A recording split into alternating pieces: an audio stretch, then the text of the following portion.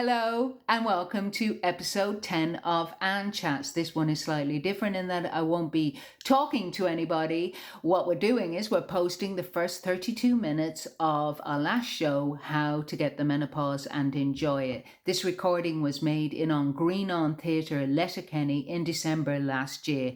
We're going to be launching the recording later this year, but we thought we'd put up this as a taster. The edit isn't fully finished yet. The vision grade isn't done, but the sound is there and I hope you enjoy it. And also huge shout out and thanks to the brilliant staff at On Green On. They were so supportive of the whole project, and watch out for it when it launches later this year. If you've got any comments, please email me on angledeis@gmail.com, and please check out the website because we are on tour with the new show, Further Adventures in Womaning, from the 2nd of September.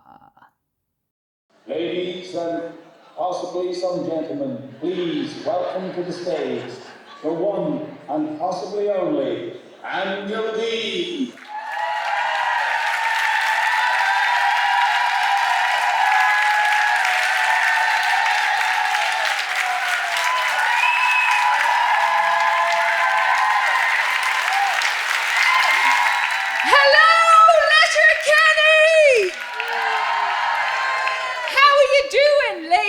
And do we have any gentlemen in?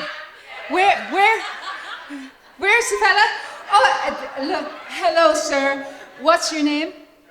Joe. And where are you from, Joe? Milford, is that near? Yeah. How far?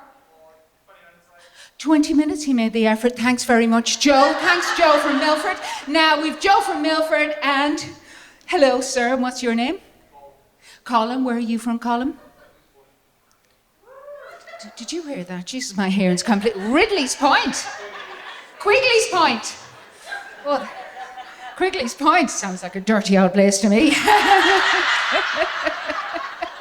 Quigley's Point.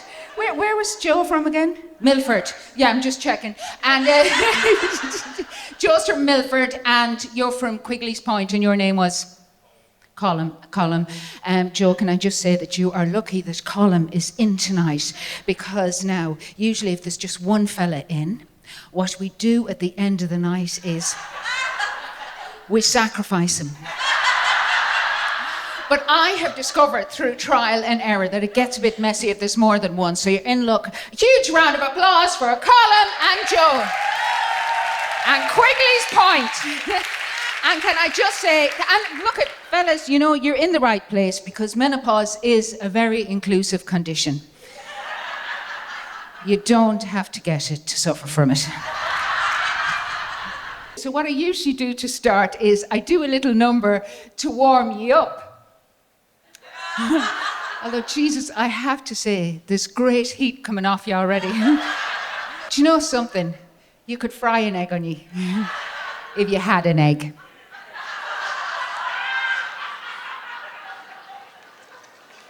Do you get what I'm on about there, Colin from Quigley's Point? Wild women in tonight. Anyway, so I'm going to start with a little introductory number.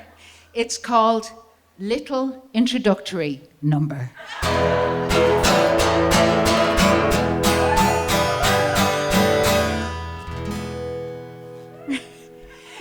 This is the time of life when the invisibility starts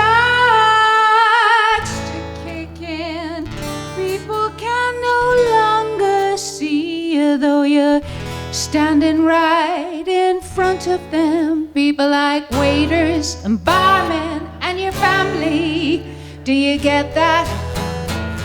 Do you get that? Do you get that? Oh yeah, you get that, and I get that too, 'cause nobody's looking at you, nobody's giving you the second glance, nobody's fantasizing about what's under your big elasticated pants. And that's perfectly alright with me, but I do find it an irony, 'cause I never felt so hot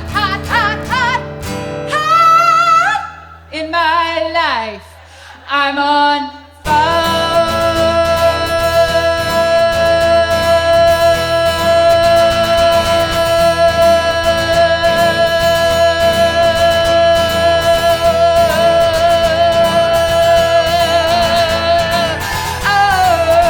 It's just the hot flushes.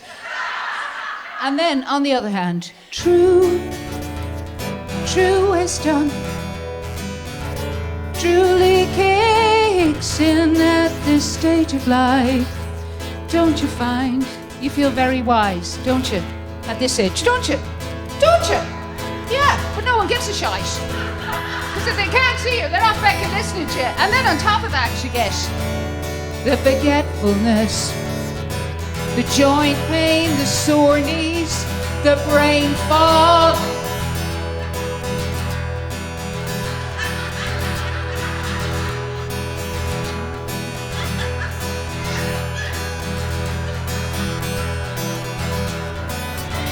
And the forgetfulness.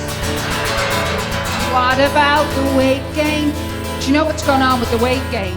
Your body stops producing estrogen. It's simultaneously trying to hold on to that estrogen. And the estrogen is stored in your belly fat. And that's what's going on with that. It's basically your body taking the piss. No need to be sad or afraid, it's something that happens to every lady.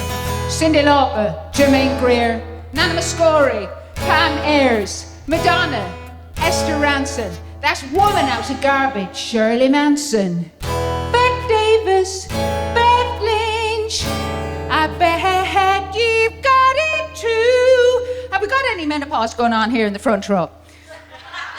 That lady there in the glittery jumper, would you say you have a bit of menopause? Now, what would you say is the number one symptom that pops out for you? Forgetfulness. You nearly forgot it there. I could see her going, yes. Do you know where you are? She's sitting there going, God, Saturday Mass is really strange, isn't it? What is the priest on about? What's your name? Bernadette. Well, at least you remember that, Bernadette. Is her name Bernadette? Yes, it is. Where are you from, Bernadette? Fannet. Thanks for coming all the way from Fannet. So that's almost as good as Squiggly Point. Bernadette, and sure, we'll get a bit of menopause here. That lady there in the blonde hair and the glasses. Oh, Jesus, you don't look menopausal. Would you have menopause? You do. Now, what would you say is the big symptom? Oh, brain fog. So that's very interesting. There's a big emphasis in Letterkenny on brain fog and forgetfulness. I wonder, is it something in the water or is that actually menopause? And, sorry, did you say your name?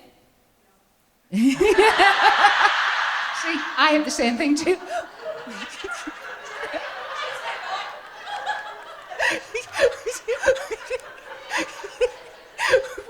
What's your name? Fanula, that's the, you know, you get all sorts of symptoms. Do you know what a woman said to me one night? She said her worst symptom going through menopause was her husband. It's fascinating. It just hits everybody differently. Actually, hands up. Who has got the menopause going on? Yeah, Colin, will you put your hands down, for God's sake? Come on. Look, that's the message of the show tonight. That you're not alone. We're not alone in this. We're all going through it together. You're not alone. You're not alone. Give it up, give it up, give it up, give it up. Give yourselves a round of applause. We're just another round of women and Joe and Colin having the mayhem.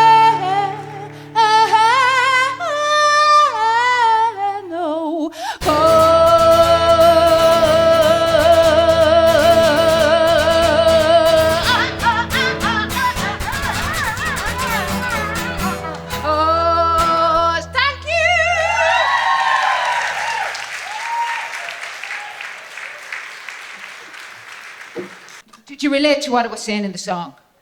Anybody? Weight gain. Oh, I hate the weight gain because I've always struggled with my weight. My fella's always saying to me, don't say struggled with, say you have a propensity to gain weight.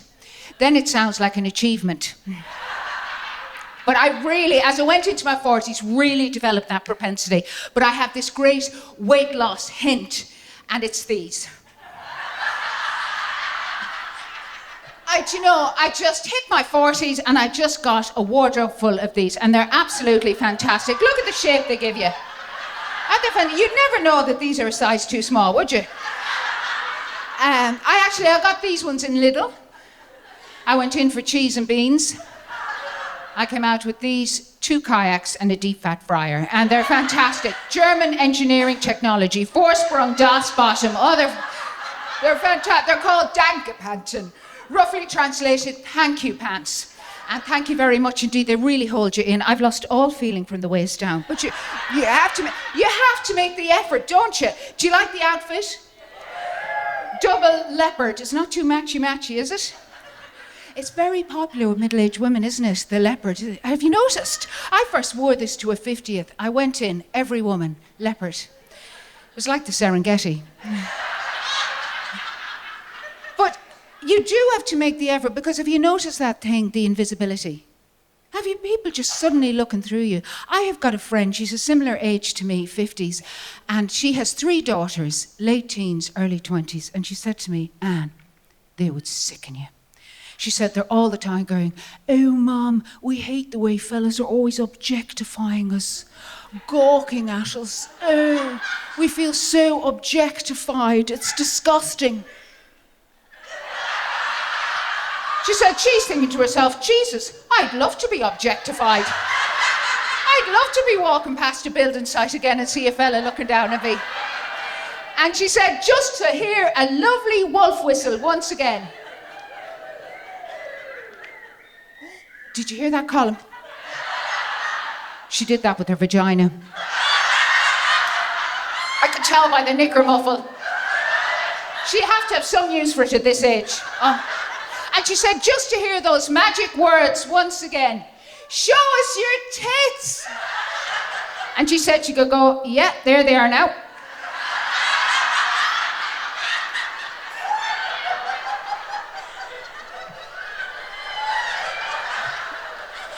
It's all going south at this age. I'll be tripping over my own flap soon, and that is the truth. It's an emotional time too. Does anybody find that? Emotional. Do you know the biggest emotion I had when I realised I had menopause? My biggest emotion was surprise that I had it, because I thought menopause was something that only older women got. And then I realised, Jesus Christ, I'm an older woman. I realised I've been operating under the illusion I was 27 for the last 27 or so years. Look, it's something every human being does. Your personality clicks into place when you're around 27. It's the most natural thing in the world to go through life going, I haven't changed a bit. Not a bit. You look in the mirror and you go, well, if it wasn't for the weight gain, the wrinkles, and the weary look of utter disappointment, I could pass for 27, I'm still with it. And then life gives you the menopause. It's like life going, time now, ladies and ladies, please, finish up your estrogen. Have you no comfy slippers to go to? The bar is closing, it's the end of the night, no more estrogen for you, love. You've got the oh, Jesus, I hate that word to you. If it was called Gucci, you wouldn't mind saying you had it. But, do you know what I discovered? That word, it was just conjured up out of the blue 200 years ago by a French doctor, a man. That's what they all were back then. Yeah, and he coined it from the Greek, from pauses, meaning stop, and menos, meaning month. Pauses, menos, the stop, the monthlies. Now that makes sense, doesn't it? And it has a lovely ring to it. I don't know why he didn't just leave it at that. Couldn't you have a beautiful conversation with that? Bonjour. Je suis dans le pauses menos. Et vous? Excusez-moi for being a bit of an old bitch. Le pauses menos avec moi.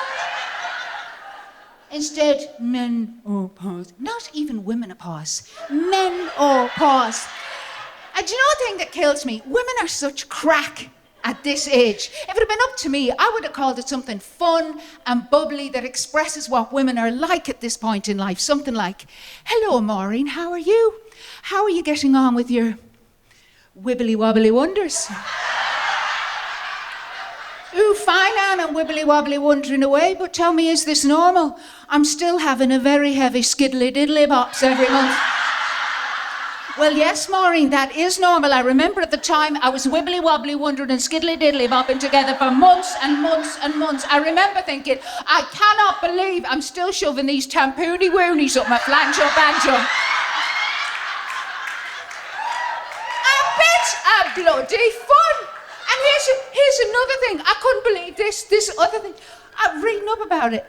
Do you know the way you'd be chatting to your girlfriend and you might go, do you know, I think I'm in the menopause. Are you in the menopause? Jesus, I'd say she's definitely in the menopause. And you're using that expression, in the menopause, in an ongoing sense. Well, did you know, according to the strict medical definition, that's completely and utterly wrong. What the textbooks say is that a woman is only in the menopause on one day of her life. That is the day 12 months from the end of her last period. That is the day that you're in the menopause. Before that, it's perimenopause. And after that, it's post-menopause. It's a trilogy. A mystery trilogy, if you ask me. Because, Jesus, you can go months and months not knowing are you peri or post or what's going on. Oh, I remember myself thinking, I would say I'm definitely post now, definitely post. There is a layer of dust that thick on my tampoony woonies and my flange banjo. I would say I am definitely post-menopause. And then on that one day when you're wearing your new trousers, and you're thinking to yourself, Jesus, white really suits me, white. I love the way these cling to my bottom. And you're walking down Main Street, Letterkenny, on the busiest day of the week. Suddenly, whoosh, surprise. It's like a crime scene in your pants. And you're standing there going, Jesus, if I stay here any longer, a guard is going to come along and put yellow tape around me.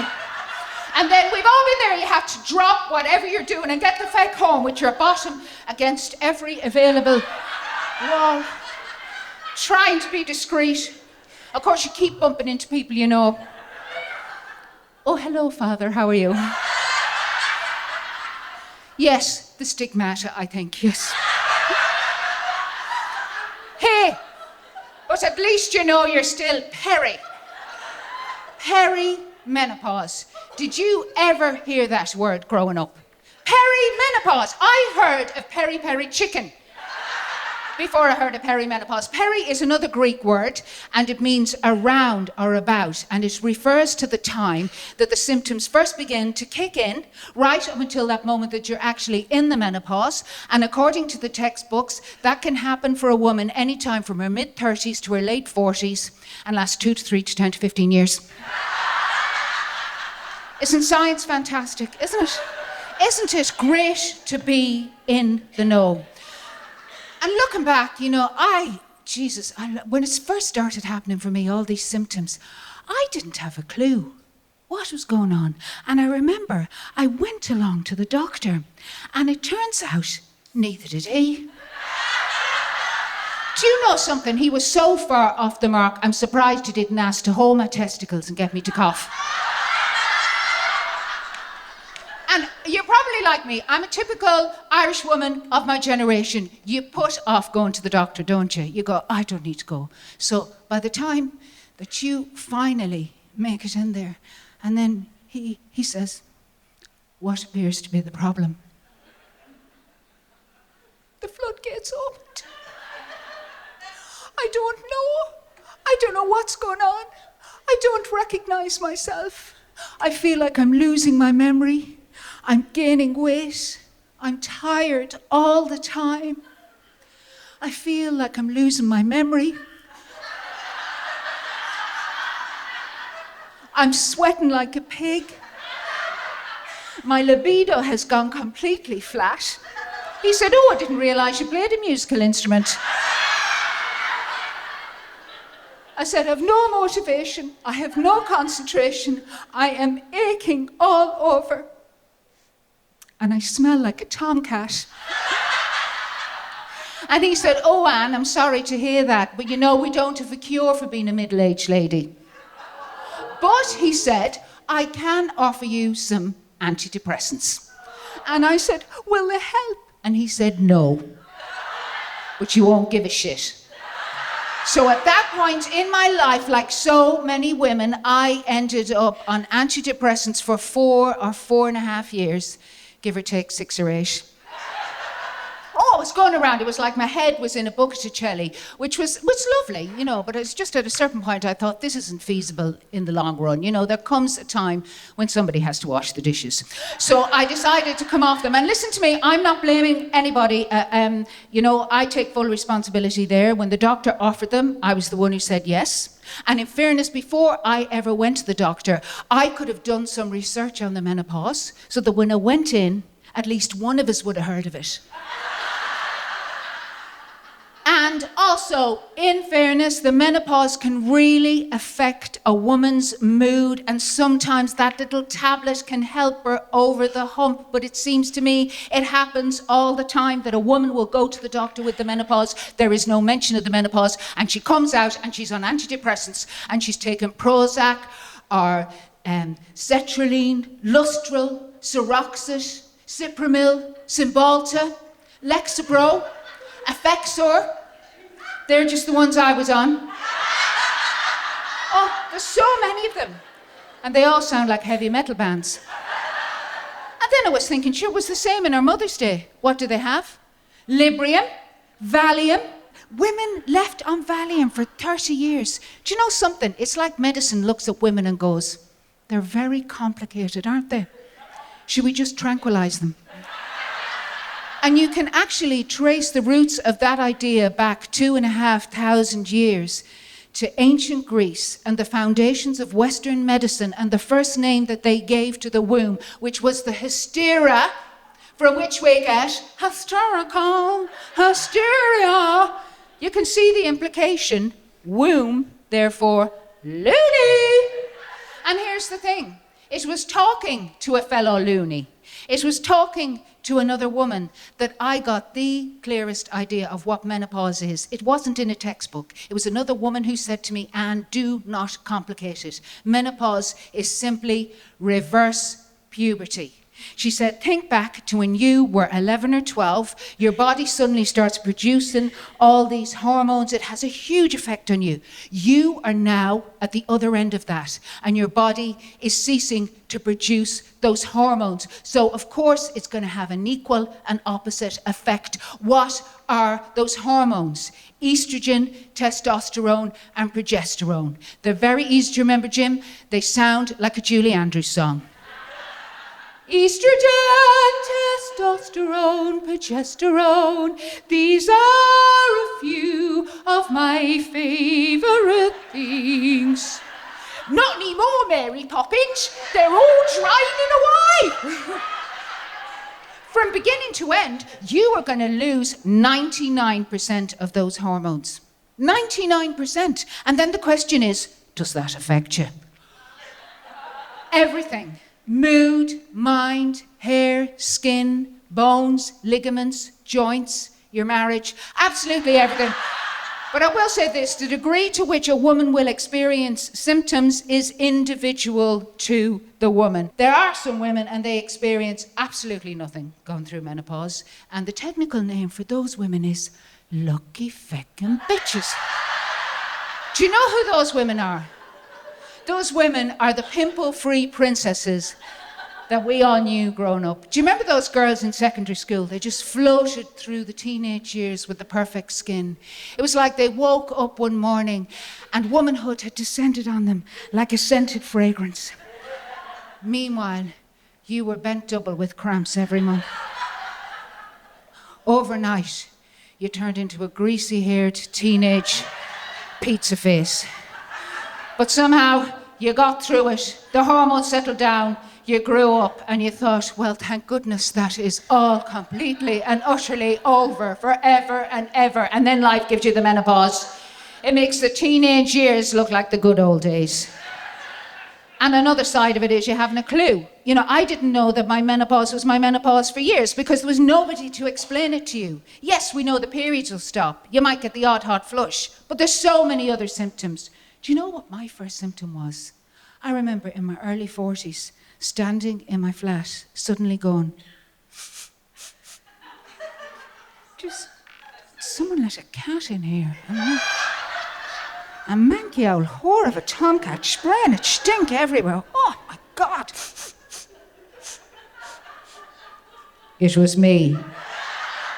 Overnight, I suddenly smelt like cat's wee. I now, you know the really pungent odour that tomcats, when they're marking the territory, that's what I smelled like. I thought it was going mad. I know now that the fluctuation in hormones that happens during menopause can make your body odour go absolutely haywire. Didn't have a clue at the time. I just remember being out at social occasions all the time checking myself. I look like a Secret Service agent. The absolute low point. One day, I had an important meeting. I was driving along and it just suddenly went, oh my God, I'm minging. I had nothing with me, no deodorant or anything. I was absolutely desperate. I pulled into a filling station. I was looking through the shelves for a deodorant, anything at all. They had nothing except those trees that you hang on the rear view mirror. I just got a load of them under each arm. I smelled like a cat in a Ford Cortina on a hot summer's day. I thought it was going mad. And here was another symptom. I didn't know this was a menopause symptom. Suddenly, in my 40s, I'd be out with the girls, say, cocktail night or something. And I remember getting up to go to the loo and suddenly going, I've left you too late. How did that happen? I've been going for wheeze all my life. How am I going to make it to the loo? And you're there like an idiot going, oh, I love this tune.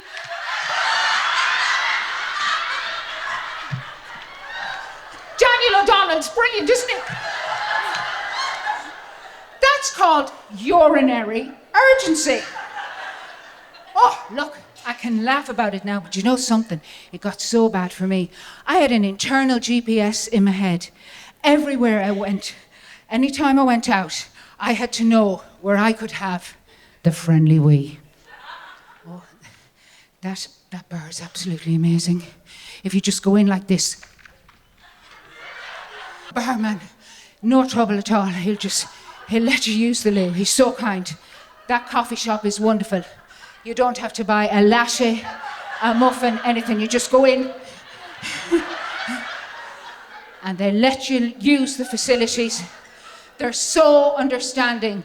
Once I actually weed on the floor in there and they just crumbled a muffin on top of it. But hey, there's the thing. I was accepting that as just a natural part of getting older. I just thought, this is inevitable. Do you know something? It's not inevitable because that is totally a menopausal symptom. What happens is, as you lose estrogen, it really dries out the tissues down there. And as they dry and get thinner, they pull apart. That can cause escalating incontinence. I hope you're writing this down, Colin. And but here's the thing, there's a very simple solution. You can take a little bit of localized estrogen, even if you had estrogen positive disease. And it can just do wonders. Twice a week, I take my Vagifem vaginal pessary. Oh my goodness, the confidence.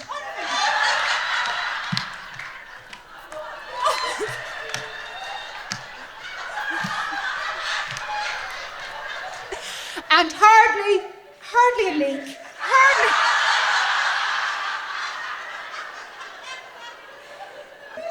It's great to be in the know, but I have to tell you, do you know what the worst one was for me? This one really flummoxed me. In my late 40s, suddenly I got the most awful vertigo. I remember times walking down the street, I was just nearly falling over.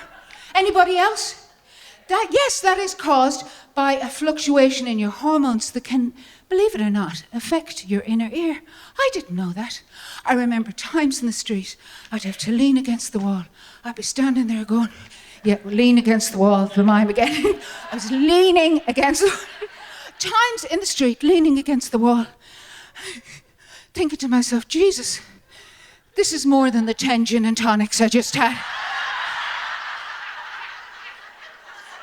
Typical Irish woman of my generation immediately jumped to the worst thing.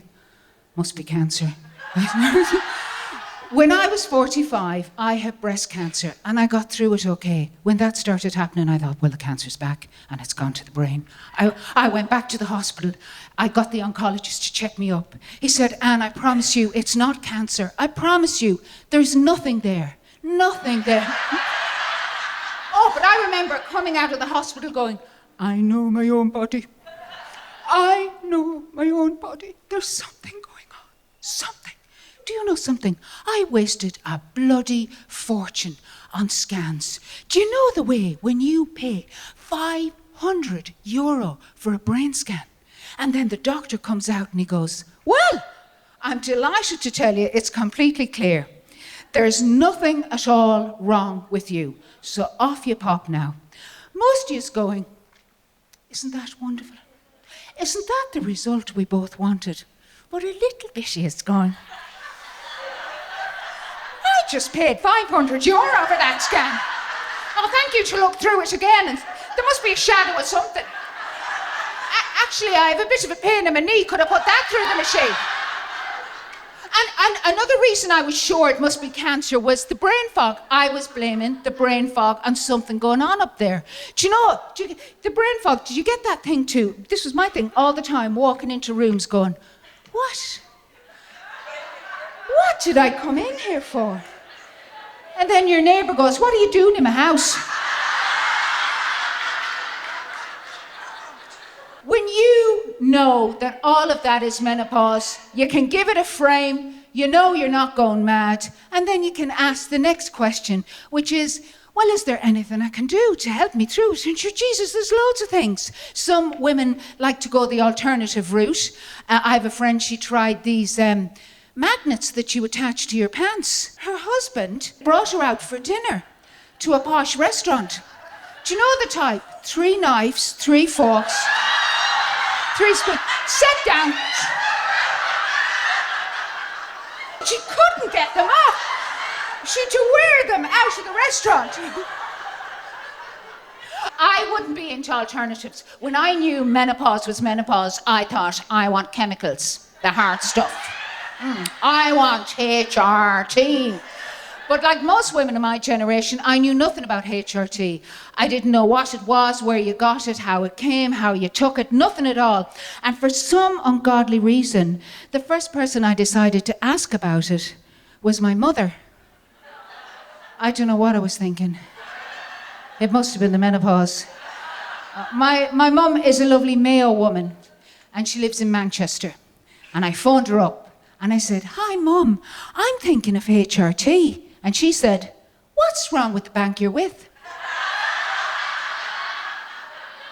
I'll tell you the type my mum is. The last time I was visiting her, I arrived, I went into her flat, and she said to me, first thing she said to me was, now, Anne, don't take this the wrong way, but have you lost all interest in the way you look? But she's lovely too, you know, she's lovely. She's got a black belt in the rosary.